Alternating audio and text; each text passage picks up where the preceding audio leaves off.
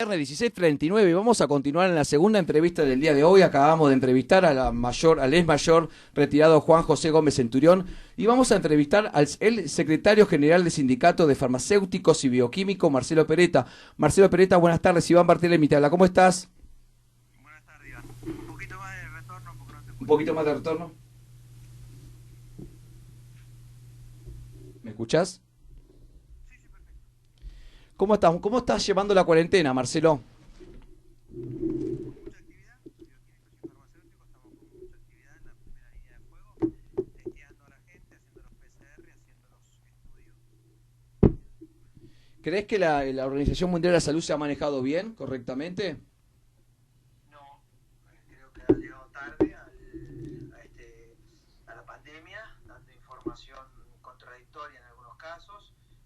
Se equivocó con el tema de los barbijos y Tuvieron algunos lugares. contradicciones ahí, ¿no? Que el tapaboca sí, tapaboca no. Eso es lo que digo, eso es Claro. lo que digo. Hubo contradicciones, primero dijeron que no y después dijeron que sí y últimamente volvieron a decir que no, porque fíjate que hay egos de los representantes de la Organización Mundial de la Salud, que son gente con mucho currículum, pero son muy teóricos y reaccionan tarde, a pesar de que ganan unos salarios más que importantes. Sí, manejan un buen presupuesto, ¿no?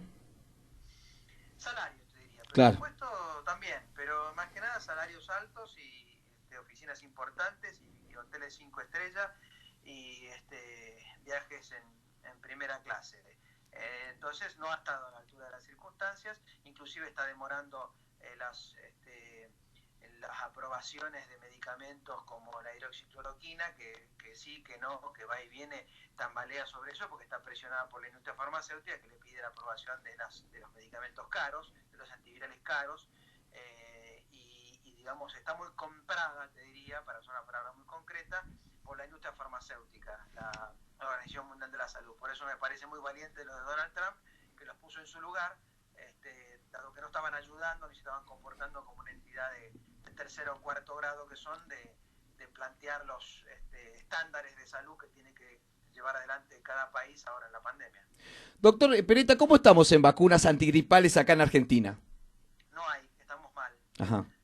Se entraron mucho menos de la que tendrían que haber entrado. Normalmente entran 9 millones de dosis cada año. Es un poco más, un poco menos. Este año entraron cerca de 6 millones y a pesar de que tenemos un laboratorio que justamente se armó para exclusivamente tener las vacunas antigripales acá en nuestro país y darle garantía y abastecimiento suficiente, y se comprometió con el Ministerio de Salud de proveer 11 millones de dosis para este año, no proveyó más de 6 millones de dosis y por Epa. eso se aplicó vacunas en la primera tanda, por ahí por marzo y algo de abril, y después no hubo más, y todo el mes de mayo que está terminando ya no hubo vacunas antigripales, ¿no? Neumonía sí hay. Claro. ¿Y usted cree que se están haciendo los testeos suficientes con el tema del coronavirus?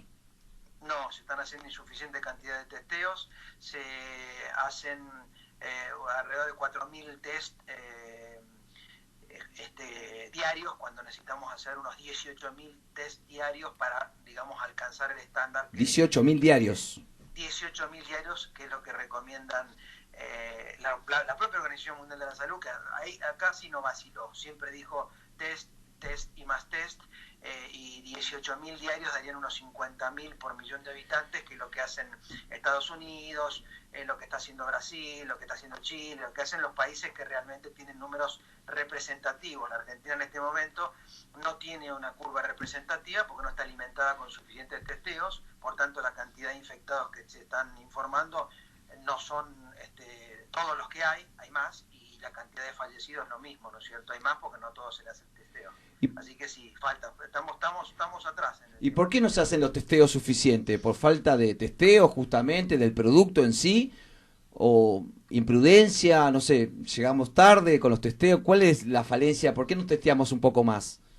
Creo que es una decisión política. Dice, Cada país tiene decisiones políticas distintas. Por ejemplo, en Venezuela vos ves que no informa claramente los casos que tiene, o sea, tiene pocos testeos, hace pocos testeos profesamente y dice que tiene pocos infectados y pocos muertos, o sea que miente respecto de la situación. China, por ejemplo, que empezó informando gran cantidad, después se aplanó la curva y casi ni informa casos.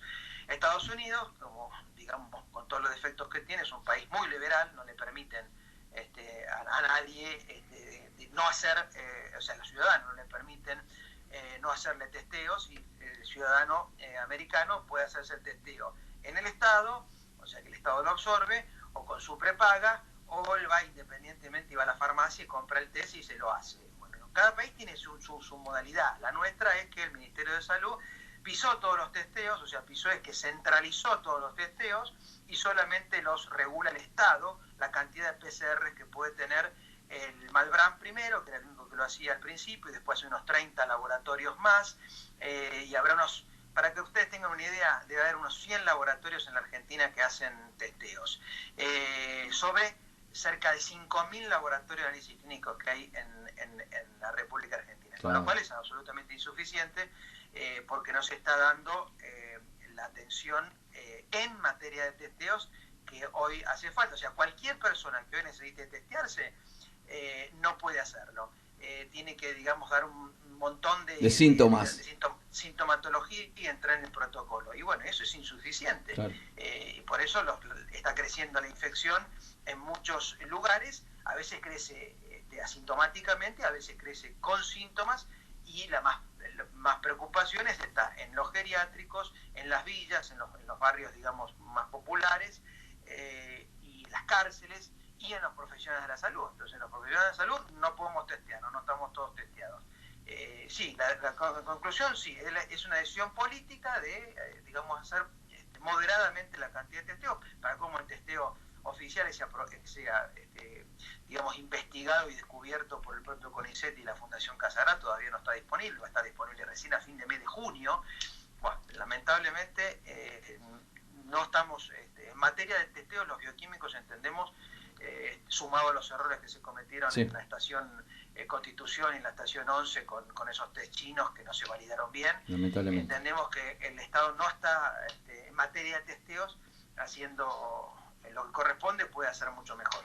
Perita, ¿cuál es la medicación más consumida por los adultos mayores en esta pandemia, en esta cuarentena? Bueno, por los problemas respiratorios, bueno, pasa que no todos tienen problemas respiratorios. La vacuna antigripal, digamos, como medicamento, sí puede ser, porque es la que todos los años se aplican, así que como es un medicamento, podría decir que el medicamento más usado en los adultos mayores todos los años se aplican. Después los antihipertensivos, porque la mayoría de los adultos mayores tiene problemas de presión arterial y tiene que tomar estos medicamentos antihipertensivos. Y después, yo te diría los ansiolíticos, como para poder descansar, porque bueno, todo esto también lo pone muy nervioso. Y ahí hay una variedad de medicamentos que toman, en donde vos le puedes sumar los medicamentos para el colesterol, los medicamentos para la tiroides, los medicamentos para la diabetes, y una cantidad otra que son los que toman habitualmente. Pero yo te diría, la vacuna antigripal y los antihipertensivos, los medicamentos más usados en los adultos mayores. ¿Es cierto que hubo un gran aumento de consumo de medicación y alcohol durante la cuarentena? Sí, ha habido aumento en el tabaquismo, en el alcohol y en los psicofármacos. Los psicofármacos, el 30% de aumento en el consumo, 14% más en la venta de bebidas alcohólicas y 4% más en los cigarrillos.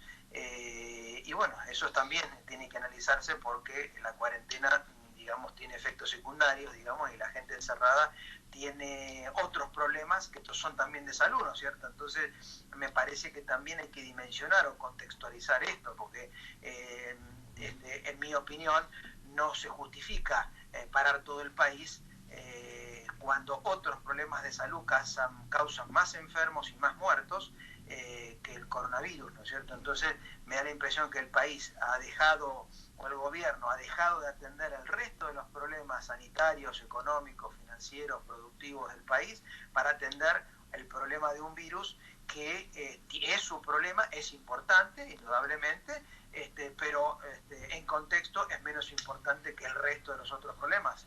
Entonces yo creo que llegó el momento y por eso es que la gente ya no está de acuerdo con la cuarentena, y ya no cumple la cuarentena. Va a ser la más larga del mundo, ¿no? Sí, el libro Guinness nos van a poner. Claro. Entonces, y porque las cuarentenas, en realidad, la cuarentena en nuestro país se debió hacer en julio. Claro. Junio, ponele junio, julio. cuando nosotros lo dijimos nos insultaban de arriba abajo, nos decíamos que éramos unos inmorales porque no teníamos idea qué hacíamos. Y hoy el tiempo nos da la razón porque se sobreactuó con eso. Una cosa era conformar el sistema de salud con más respiradores, más camas, más instrumental, más equipamiento, formación, protocolos. Además veníamos de una secretaría, ¿no? Además veníamos de una secretaría que eso justamente nos hace empezar de más atrás todavía, claro, porque el sistema de salud ya venía muy castigado, muy deteriorado, con falta de insumos, con malos manejos y todo. Entonces, justamente encerrar a toda la gente en un momento inoportuno, como era marzo, recordemos, en marzo había a 28 grados promedio, sí, la gente estaba en la pileta y el presidente lo mandó a encerrarse. Claro. Entonces era lógico que ahora que lo tendría que mandar a encerrar, porque ahora sí era el momento de mandarlos a encerrar, no, la gente ya no le hace caso, porque ya no puede, aunque quiera, porque tiene que comer, tiene que vivir, tiene que trabajar, y aparte porque está más enferma adentro de la casa que afuera, porque es lógico que uno tiene que salir a respirar, oxigenarse, hacer actividad física y así levantar el sistema inmunológico, no quedarse encerrado y tomar alcohol, fumar, comer más, claro, y tener problemas de obesidad y problemas nerviosos, ¿no? Perita, ¿cómo estamos con el dengue? Que no se menciona mucho, pero sé que en lugares como Corrientes, Formosa, Misiones, ¿cómo estamos con el dengue en Argentina? Crece en Buenos Aires también tenemos, acá en la capital federal tenemos muchos casos de dengue.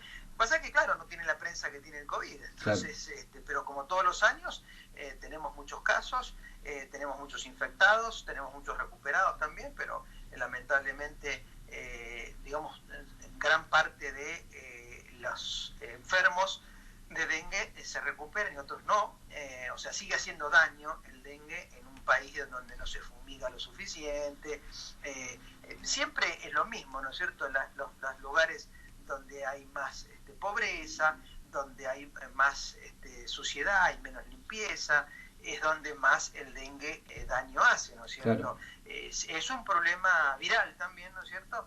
Pero no se ha apagado, ¿no es cierto? Entonces, esas son las cosas que, y a veces justamente no se está atendiendo con reactivo suficiente para hacer los estudios de dengue, porque se le da prioridad al COVID. Y eso es a eso me refería cuando decía que todo al COVID es como poner la ficha en la ruleta, viste, a un solo número. Claro. El riesgo es muy alto, ¿no es cierto? Y aparte, insisto, sobre algo que tiene una tasa de mortalidad importante, tiene una tasa de infección importante, pero menos importantes que otros problemas de salud como la propia neumonía y la gripe común, que matan 30.000 argentinos por año. Qué bueno.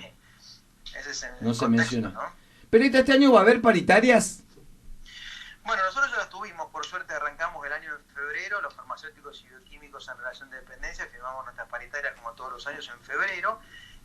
Bueno, agradecemos a la patronal, que inclusive nos sumó un bono extra a fines de marzo, primeros días de abril, pero sabemos que el resto de los trabajadores están teniendo muchas dificultades. En el Ministerio de Trabajo promueven el aumento por decreto o por monto fijo y no la paritaria, lo cual eso deteriora el salario y la capacidad adquisitiva del salario de los trabajadores. O sea que yo te diría, en la mayoría de los casos las paritarias están congeladas y no se ha podido negociar todavía por este tema de la pandemia. Esperemos que en septiembre active.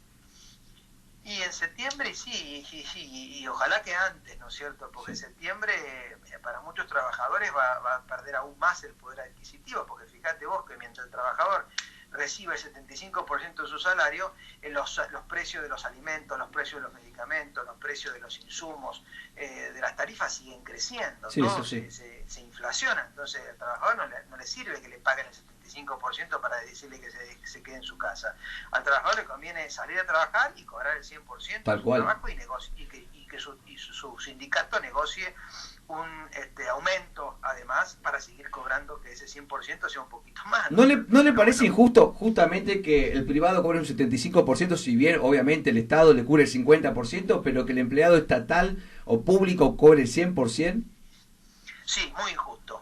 Y nosotros representando un un sindicato que si bien representamos a los públicos también, más que nada nuestra mayor actividad está en el sector privado, sí, porque los nuestros tienen que ir a trabajar, exponen su vida, y para cobrar el 100% del salario en nuestro caso, porque tenemos que ir a trabajar. Pero los que no pueden, porque no son actividades autorizadas, no son actividades esenciales, como bien decís vos, cobran el 75% del salario. Sin embargo, los empleados públicos cobran el 100%, o sea que tienen un privilegio respecto a eso. Entonces se genera una injusticia respecto de los empleados públicos, que cuando vos te das cuenta, inclusive no están a la altura de las circunstancias. Fíjate vos, los empleados públicos del ANSES, los empleados públicos del PAMI, los empleados públicos del Ministerio del Trabajo, que no están yendo a trabajar, claro.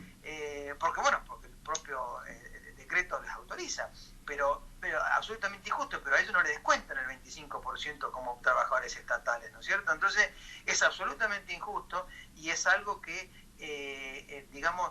cae mal, y digamos la clase media y la clase de los trabajadores del sector privado ven con malos ojos la política del Ministerio de Trabajo, que rápidamente salió a homologar ese 75% de descuento, y no homologa, por ejemplo, las escalas salariales de otros sindicatos, los convenios colectivos de otros sindicatos. Los sindicatos, no le da personería al sindicato de Rappi y de los trabajadores que están precarizados, claro, andando en bicicleta y repartiendo la comida o haciendo el delivery, ¿no es cierto? Entonces, para ellos no hay sindicato, no hay, para muchos trabajadores del sector privado no hay homologaciones de convenios colectivos, hay cerca de 20.000 expedientes frenados y demorados. Sin embargo, cuando la patronal pide que se pague el 25% menos de salario, salieron a homologarlo.